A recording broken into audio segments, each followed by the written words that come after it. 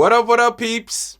Influenza, TheSneakerLeaker. Een hele goede dag. Natuurlijk een good afternoon en een buenas noches. Hangt er vanaf wanneer je deze filmpje aan het kijken bent. Maar welkom bij het kanaal en welkom bij een gloednieuwe Weekly Windup waar we de hyped, limited, exclusieve sneakers van de komende week even gaan checken. En natuurlijk een kleine recapje van wat vorige week is gebeurd. En ik zal het jullie vertellen, what I try to do every week with my intro. Tenminste, ik probeer wel het een en ander te vertellen van verschillende dingen. NBA, a little bit of economy en inflation en dat soort gekke dingen. But for this week, of tenminste for this month, hebben we twee sneakers that we're really waiting for. Dat is de Jordan 1 High OG Lost and Found die deze maand uit moet komen. En natuurlijk ook de Jordan 4 à ma manière die ook deze maand uit moet komen. Volgens mij staat die Jordan 1 Lost and Found al op de sneaker app. Alleen de Jordan 4 à ma manière nog net niet. Maar het is wel de bedoeling that it needs to come out this month. So hopefully there won't be no delays and no crazy things going on. And those two sneakers are gonna come out this month. Maar dat is nog niet voor deze week. Want voor deze week hebben we wat andere sneakers die we moeten gaan aankaarten. Dus geen stress, but er zijn een paar sneakers that are coming this month that we're really waiting for. But before we get into those sneakers for this month, let's get into the sneakers for this week. Week 45, week 45, week 45. Let's gizzy.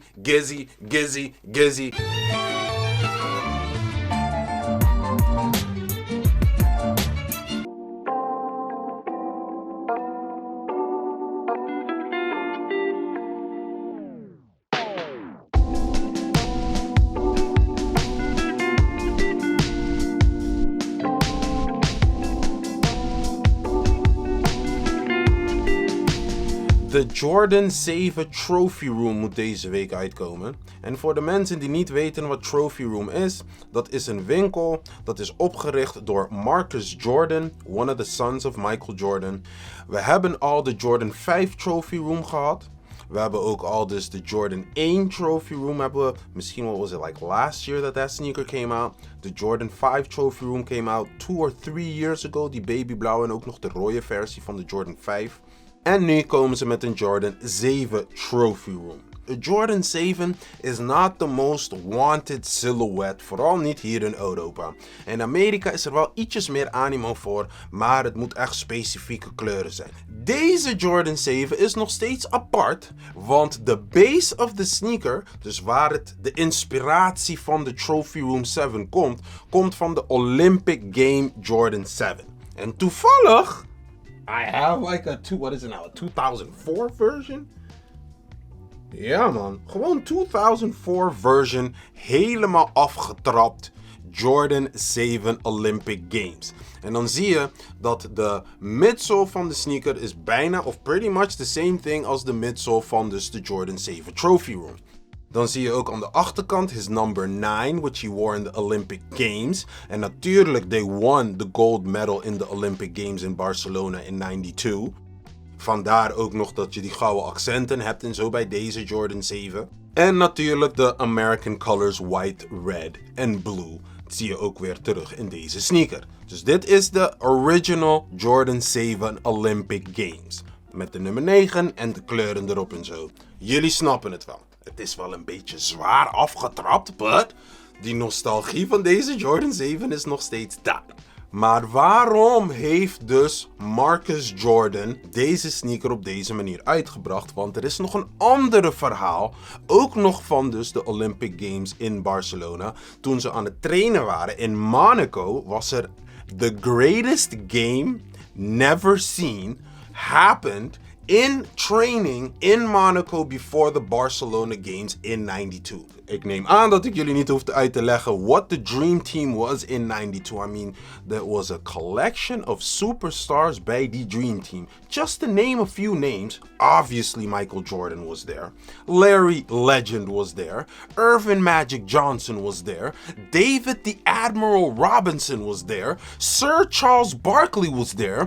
The Mailman was there. Karl Malone, the Mailman. It was a whole collection of stars die daar waren. Playing against each other in a practice game just for bragging rights.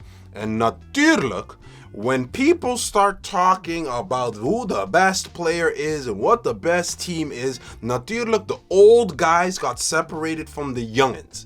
En Michael Jordan was part of the youngins, Scottie Pippen was daar ook. En Magic, Larry en Charles waren eerder van de older generation, om het even heel makkelijk te zeggen. And they went head to head against each other, started talking smack against each other. The older team was winning the game in de eerste helft van dus die practice.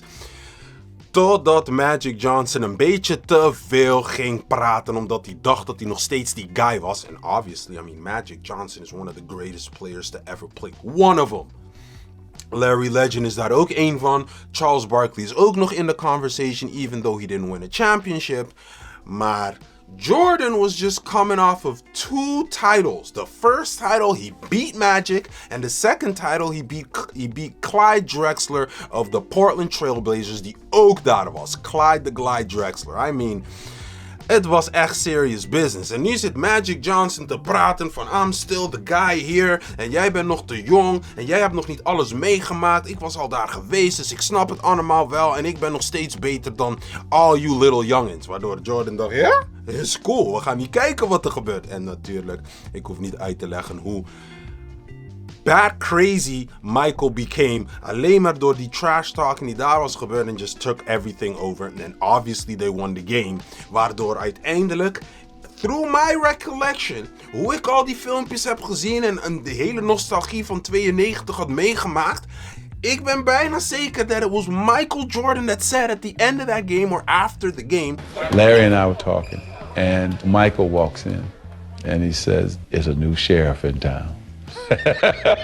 There's a new sheriff in town. This is after winning 2 championships. Dat Larry en Magic nog steeds stoer aan het doen zijn van ja, wij zijn de OG's van deze game. Dus you can't get me off of this pedestal. You're not taking me off the king as the king of this mountain. Gewoon. Dit is Magic Johnson talking. Waardoor Michael dacht van ja, we gaan zien. Ik heb al 2 titels gewonnen. Ik heb jullie net ook afgemaakt hier in de Dream Team Practice that nobody saw. And now let's go win a gold medal met z'n allen.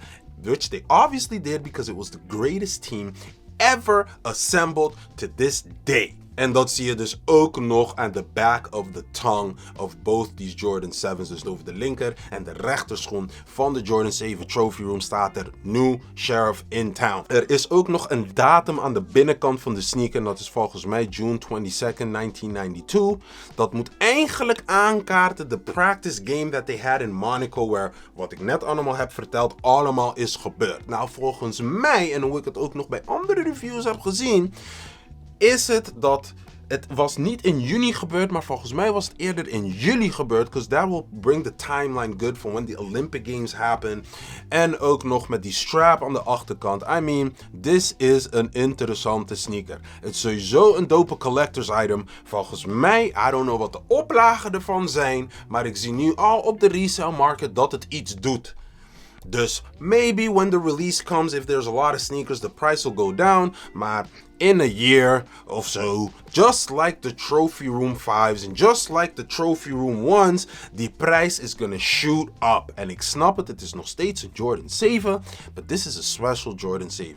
Zelfs de doos, de binnenkant van de doos zie je een soort van een basketbalcourt en nog bleachers, de seats waar mensen in kunnen zitten. En al die seats zijn leeg om aan te kaarten de game, the greatest game that nobody ever saw, because there was no publiek. Chuck Daly heeft gezegd, alle publiek, alle pers moet weg en we gaan nu even met elkaar knokken. Echt voor die bragging rights to show the team dat ze eigenlijk hecht moeten zijn. En actually, naar mijn idee, it separated them against young and new. Maar it all came together because they won the gold medal championship. They won the gold medal in 92 in Barcelona. Dus het is toch wel goed uitgepakt. Alleen that game itself, that nobody saw. And that everybody was trash talking. En uiteindelijk, between all those superstars, Michael Jordan was gewoon ver boven ze allemaal. Allemaal gewoon. Al die namen die ik heb genoemd. En these are all Hall of Fame basketballers. Hè? Het is niet zomaar choppies en speeches from down the street and so. We're talking gewoon world-class superstars in the game of basketball. I mean, half of the people on that team broke NBA records. And Michael Jordan still wiped the floor with all of them. All of them.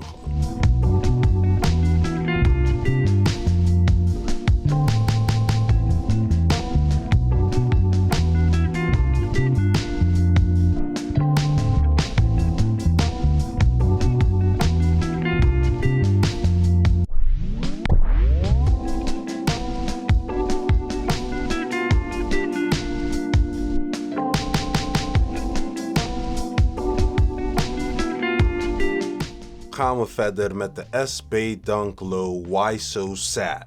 Deze SB Dunk Low samenwerking is met de Scottish skater John Rattray. He lost his sister to suicide en hij heeft zelf ook nog heel veel issues gehad met depression. He came out on the bright side of things, wat heel goed is. Vandaar dat hij dus meer awareness wil raisen over suicide en depression, zodat het een makkelijkere topic is om te praten, want er zijn vast wel heel veel mensen die daar moeite mee hebben and don't know where to go or who to talk to en dat soort dingen. So he made that conversation a little bit easier en dat wou hij nog makkelijker maken met deze SB Dunk Low Why So Sad. Die sneaker zelf zie je dat er shades of blue, light blue en dark blue zijn. Je hebt nubuck en zware, dus echt premium materialen op deze sneaker. De swoosh is ook nog interessant because de swoosh heeft ook nog een andere kleur aan de onderkant. So then if you're skating or biking or doing anything with the shoe, the swoosh will start to wear out. And once it starts to wear out, krijg je, als het goed is, een bright yellow colorway bij de swoosh.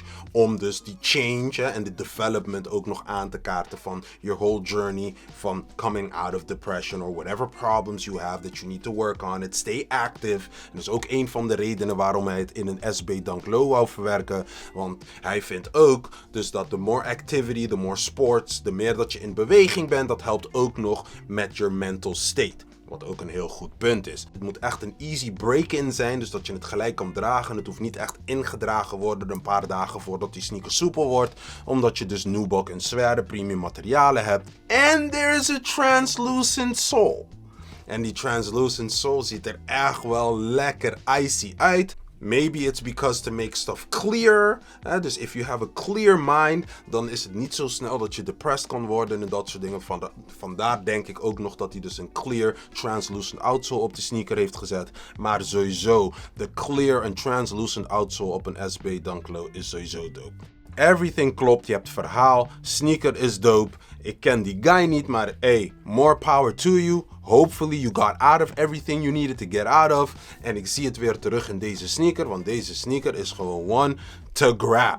Ik weet niet if it's gonna sell out or not. I mean, tegenwoordig is het wel een beetje moeilijk, maar als de oplagen laag zijn, it's very easy for a shoe like this to sell out. Het is nog steeds een SB Dunk Low. En nog met zo'n verhaal erbij, I mean, it gives you a little bit more reason to associate yourself with the shoe. Want als je die bericht dope vindt, die verhaal dope vindt, I mean, dan ga je die schoen sowieso nog doper vinden. En voor mij persoonlijk, even without the whole story bij deze SB Dunk Low, de sneaker itself is ook al dope, maar nog met dat verhaal erbij. I mean, I'll support anybody that's trying to get out of like difficult times en dat soort dingen. En als je het ook nog in een sneaker kan verwerken, jawel man, ik ben daar.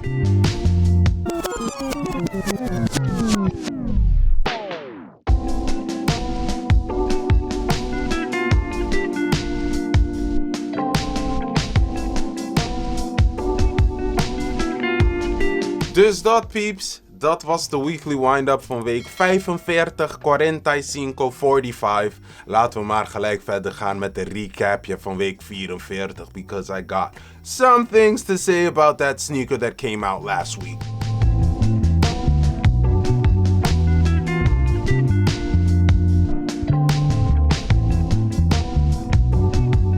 If you guys saw my filmpje van verleden week, you guys know how salty I was last week already dat deze Jordan 5 Women's Gore-Tex ook nog echt in een women's sizing uit is gekomen. We hebben het namelijk over een Jordan 5 in een zwarte nubuck, goede premium materialen that can go against the weather and everything else. De waterproofness van deze sneaker is gewoon daar en het is op een Jordan 5. De sneaker is voornamelijk zwart en dan heb je fire red accenten met Gore-Tex en de 23 en de Jordan erop. Dat gewoon, it looks gewoon beautiful. En dat het kan met verschillende soorten weer, vooral met snow en rain en dat soort bad weather conditions, kan je gewoon deze Jordan 5 Gore-Tex dragen with black and fire red accenten op die sneaker. Is gewoon beautiful. And I know that Nike knows that every sneakerhead, every male sneakerhead, of laat me het even goed zeggen, because there could be verschillende sexualities in sneakerheads. Dus not only males, but also females. Maar every sneakerhead with a big size would have loved this sneaker. Every single one of them. And if it was not enough people in big sizes that would have wanted this sneaker, the people that did want it would have doubled up on this sneaker. En het is nog steeds tot en met een maatje 44,5 uitgekomen. Nou moet ik wel zeggen, op een retail van €210, wat ik snap, because of inflation en al dat soort gekke dingen, en because het is met Gore-Tex binnenvoering, dan snap ik die €210 retail. Maar if you look at the sneaker app as I am recording this video, dan zie je dat maatjes 40 en kleiner gewoon nog droog aanwezig zijn. So the sneaker did not sell out. Sizes 40 and above, obviously they sold out. Because women and men sizing size 40 tot en met 44 kan voor allebei. Dus ik snap wel dat er is een animo voor maatjes 40 en groter. Maar 40 en kleiner is er gewoon geen animo. So if you would have changed it, 40 en kleiner, making those sizes 44 en groter, you would have sold this sneaker out zonder problemen. There is no point for me to start talking about resale numbers en dat soort gekkigheid, because the shoe didn't sell out. Als je een maatje 40 en kleiner hebt, kan je het nog gewoon gerust gaan halen. Maar wij in een maatje 47 kunnen het gewoon helemaal niet halen, not even on release, because we didn't have that size available for us. And that's why I'm salty. I couldn't have even got it. Mijn vrouwtje wou heel die sneaker niet, want ze dacht, ja, het ziet er echt als een mannelijke sneaker met dat zwart en dat infrarood. En die Jordan 5 model vind ik niet echt te vrouwelijk om te zeggen that I would have liked this sneaker. Leuk die Gore-Tex, maar what am I gonna do with it? If I don't like the sneaker, I'm probably not gonna wear it. Waardoor, it almost broke my heart toen ik dat hoorde van mijn vrouwtje, dat ik denk van, het kan zijn dat mijn vrouwtje does not have the allure en de nostalgie van de Jordan 5 en de colorways en dat soort dingen, just like a sneakerhead like me would have. Dat kan ik wel begrijpen, maar dat Nike dat niet begrijpt. And then it goes to waste. Dat maatjes 40 en kleiner gewoon nog available zijn. That it goes to waste. En dat vind ik echt heel erg jammer. Because if those sizes would have flipped naar 44 en groter, the sneaker would have sold out and everybody that bought that sneaker would have appreciated it and enjoyed it. Personal company included. I would have enjoyed that sneaker in een maatje 47,5 gewoon. Daarom vind ik het zo jammer. En so salty that it didn't come out. Nou, ik snap heus wel if other colors met de Jordan 5 Gore-Tex gaan uitkomen. But the black infrarood, man. Of the black fire red, sorry. I mean, I wouldn't have minded. I wouldn't have minded if it was infrarood or fire red. Both of the colors would have been te erg.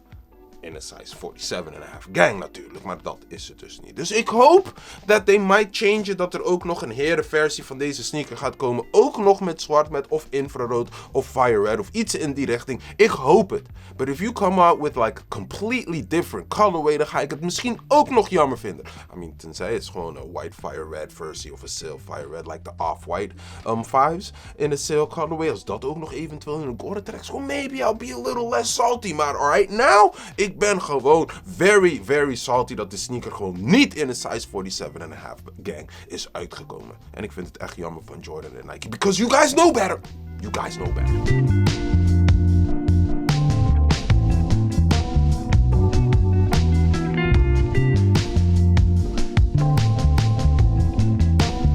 Maar dus dat was de Weekly Windup van week 45. 45, 45 en natuurlijk ook de recapje van week 44, 44, 44. Als jullie deze filmpje dope vonden, gun je boy die like. Als jullie vinden dat andere mensen dit soort informatie ook nog eens moeten weten, en vooral over die Jordan 7 Trophy Room with the greatest game never seen, en het feit dat er is een new sheriff in town, tenminste dan in 92, en het feit over mijn saltiness van de Jordan 5 Gore-Tex. Gun je boy die share. Ik hoef jullie niet uit te leggen wat jullie met de subscription button moeten doen. En volgens mij YouTube doet ook niet al te moeilijk met de algoritme van de subscription button en dat soort gekkigheid. Maar de notification bell. Als jullie die aanklikken, dan krijgen jullie elke keer weer te weten als ik weer een filmpje drop. En dan blijf ik het zeggen. Oh, and we cannot forget that the Sneakerness Rotterdam 2022 ook nog onderweg is. Just be a little bit patient, maar het komt! Maar ik blijf het zeggen. Every single week of elke filmpje. Again and again and again. Let's keep this culture going. Jullie weten zelf.